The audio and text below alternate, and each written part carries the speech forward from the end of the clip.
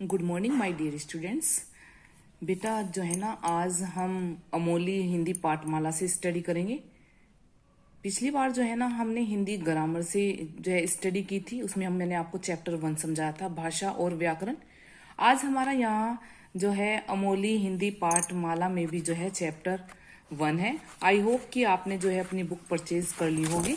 बेटा इस जो है अमोली हिंदी पाठमाला में भी जो है हमारा फर्स्ट चैप्टर जो है वो पोयम है।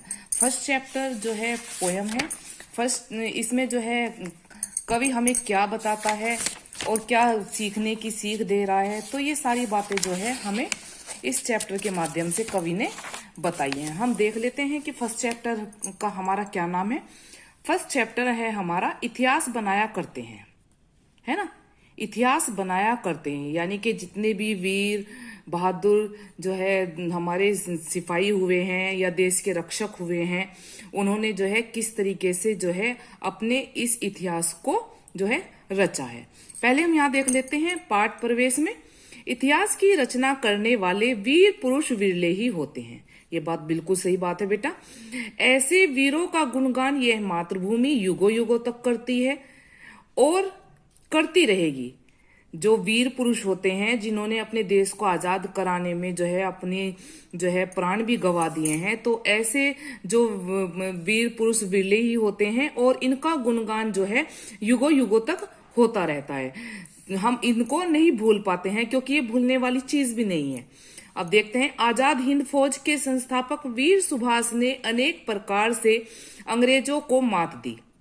सुभाष चंद्र बोस का नाम सभी जानते हैं, है ना। उन्होंने जो है अंग्रेजों को जो है बहुत बार चकमा दिया और अंग्रेजों को चकमा देकर जो है उन्होंने जो है अपनी भारत माता को आजाद कराया और उन्होंने जय हिंद का नारा लगाया। यानी कि भारत माता को आजाद करा के उन्होंने क्या नारा लगाया था? जय हिंद। अब नीचे देखते हैं, है समय नदी की बाढ़ की जिसमें सब बह जाया करते हैं, है समय बड़ा तूफान परबल पर्वत झुक जाया करते हैं। कहते हैं कि जो समय है वो नदी की बाढ़ की तरह ही है। यानी कि जब बाढ़ आती है तो जो है नदी का कुछ पता नहीं है कि वो अपना रुख किधर कर लेती है और उसमें सब कुछ बह जाता है। समय बड़ा तूफान परबल, परबल का मतलब होता है बहुत अधिक शक्तिशाली। पर्वत झुक जाया करते हैं और समय इतना मजबूत होता है कि जो है जो हमारे बहुत ही शक्तिशाली मजबूत जो पहाड़ पर्वत है वो भी उसके आगे झुक जाते हैं। अक्सर दुनिया के लोग समय के चक्कर में खाया करते हैं, लेकिन कुछ ऐसे होते हैं इतिहास बनाया करते हैं। कुछ लोग तो ऐसे होते हैं कि समय का इंतजार करते रहते हैं कि समय आएगा जब कार्य करेंगे, लेकिन कुछ विरले पुरुष ही ऐसे होते हैं जो समय का इंतजार न करके जो है अपना जो है तुरंत ही कदम उठाते हैं और नए इतिहास की रचना करते हैं। वो कहावत है ना कि कल करे सो अब कर, अब नहीं कल करे सो अब कर, अब करे सो अभी। तो यही वाली कहावत यहाँ पर चरितार्थ होती है। यह उसी वीर इतिहास पुरुष की अनुपम अमर कहानी है। यह जो कहानी आज यहाँ पर दी हुई है, यह उसी अनुपम का मतलब होता है उपमा रहित या अनोखे अमर पुरुष की कहानी है, जो रक्त कणों से लिखी गई उसकी जय हिंद निशानी। जो उसके रक्त यानी खून के कणों से लिखी गई है जो है ये उसकी जय हिंद की कहानी है, जो उन्होंने जो है सुभाष चंद्र बोस ने अपने खून से लिखी है। सुभाष प्यारा नेता सुभाष भारत भू का उजियारा था, पैदा होते ही गणिकों ने जिसका भविष्य लिख डाला था। यहाँ कहते हैं कि सुभाष चंद्र बोस बहुत प्यारे नेता थे और जो है वो उजियारे यानी कि जो है उजले थे, यानी कि उनका नाम था। और जिसके पैदा होते ही गणिक होते हैं जो ज्योतिष होते हैं, जो पूछा देने वाले होते हैं, बताने वाले होते हैं, तो गणिकों ने भी जो है उनके भविष्य के विषय में बता दिया था। क्या बताया था? यह वीर चक्रवर्ती होगा, त्यागी या सन्यासी होगा। उन्होंने कहा था कि यह बालक जो है वीर होगा, चक्रवर्ती होगा और सन्यासी होगा, जिसके गौरव को याद रखेंगे युग युग तक भारतवासी, और जिसकी वीर गाथा को, वीर कहानियों को जो है भारत के वासी जो है युग युग तक याद रखेंगे। सो वही वीर नौकरशाहों ने पकड़ जेल में डाला था, पर क्रुद्ध बेकेहरी कभी नहीं फंदे में टिकने वाला था। यहाँ कवि कहता है कि जो है जो नौकरशाही यानी कि जो अंग्रेजी शासक थे उन्होंने उनको पकड़ करके जेल में डाल दिया था, परंतु यह जो है क्रुद्ध यानी कि बहुत ही गुस्सेदार एकदम केहरी होता है शेर, और शेर की तरह जो है ये उनके जो है चंगुल में फंसने वाला नहीं था, जेल में डलने वाला नहीं था, फंदे में आने वाला नहीं था, तो जो है ये उनसे भी बाहर निकल कर आ जाता था।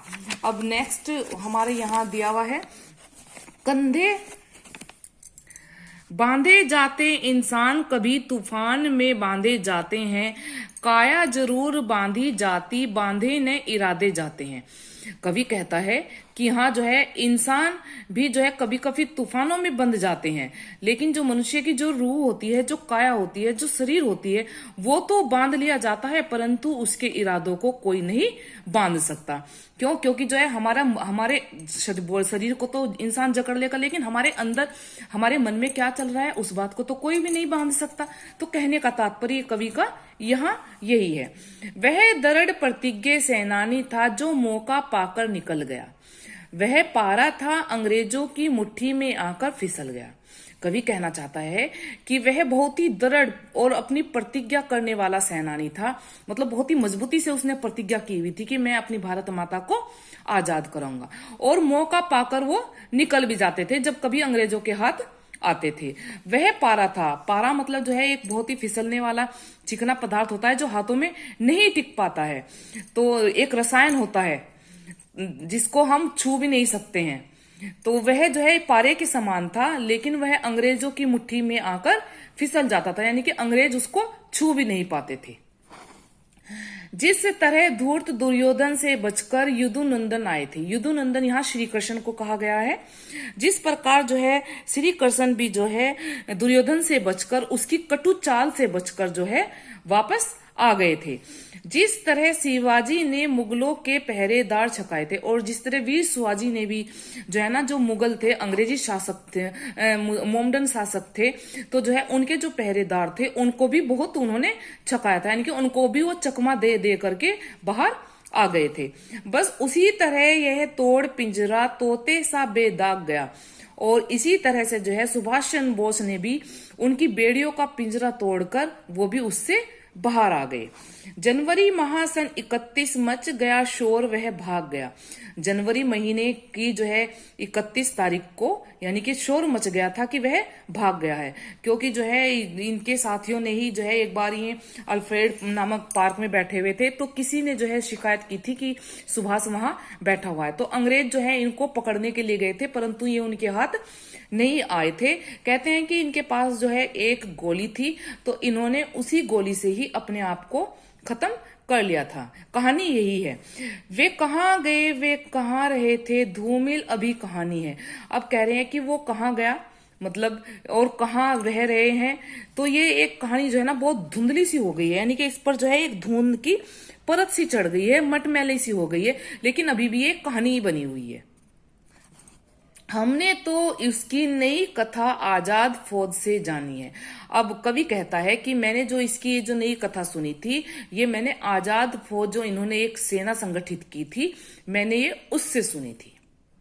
यहाँ जो है वीर सुभाष आजाद के बारे में बताया गया है कि उन्होंने जो है अपनी भारत माता को आजाद कराने के लिए कितना संघर्ष किया।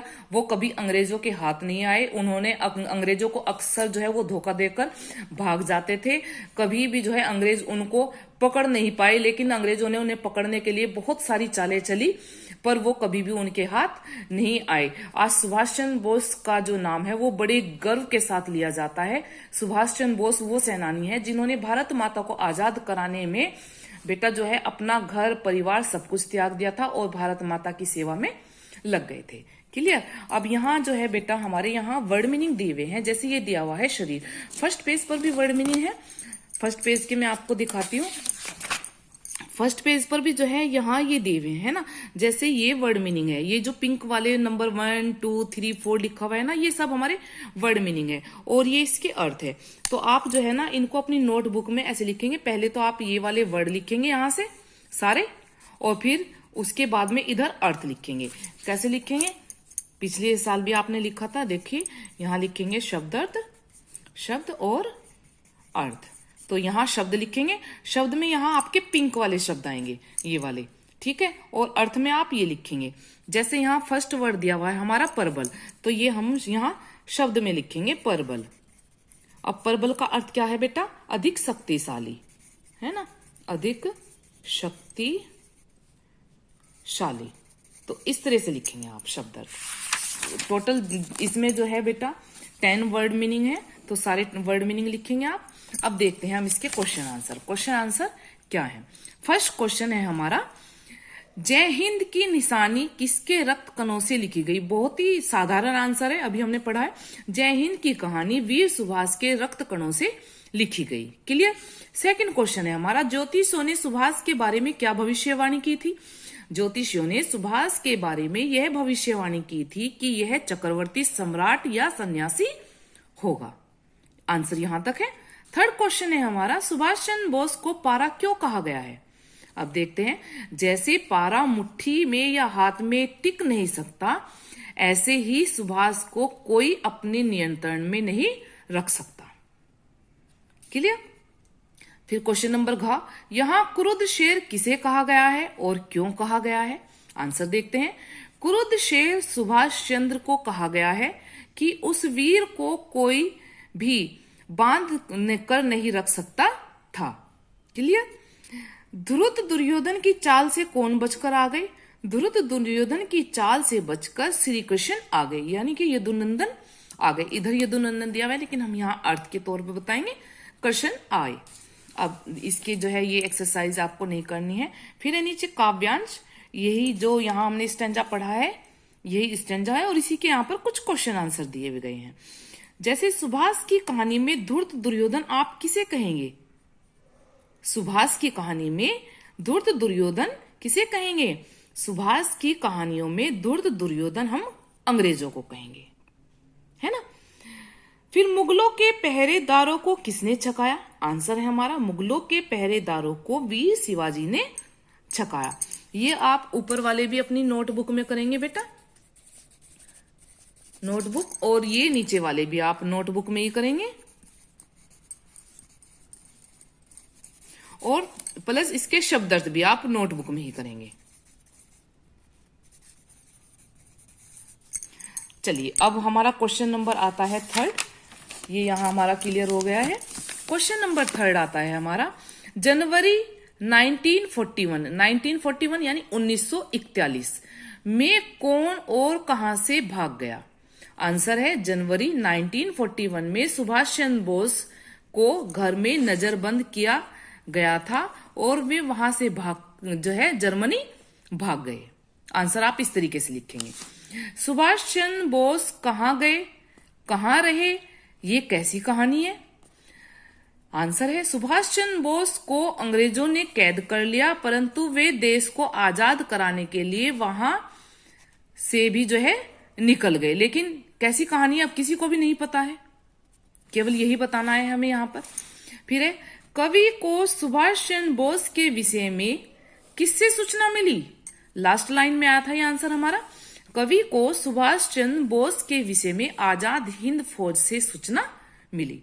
ये चैप्टर हमारा यहाँ पर क्लियर हो गया है बेटा। अब जैसे श्रुतलेख दिया हुआ है, श्रुतलेख होता है कि जैसे सुनकर लिखो, यदि मैं आपको बोलूं और आप उसको लिखें, तो आपको इसको ये नहीं लिखना है, केवल इसके क्वेश्चन आंसर करने हैं। आज आपका ये चैप्टर बेटा पूरा हो गया है ना। आप इस चैप्टर को अपनी नोटबुक में लिखेंगे। पहले आप इसकी कविता भी लिखेंगे, कविता के बाद में शब्दार्थ लिखेंगे, और शब्दार्थ के बाद आप प्रश्न उत्तर लिखेंगे, है ना। और डेली का अपना वर्क डेली करेंगे, किसी बच्चे का वर्क पेंडिंग बिल्कुल नहीं होना चाहिए। फिर भी यदि कोई प्रॉब्लम है तो आप मुझसे पूछ सकते हैं। क्लियर बेटा? ओके, थैंक यू बेटा, गॉड ब्लेस यू।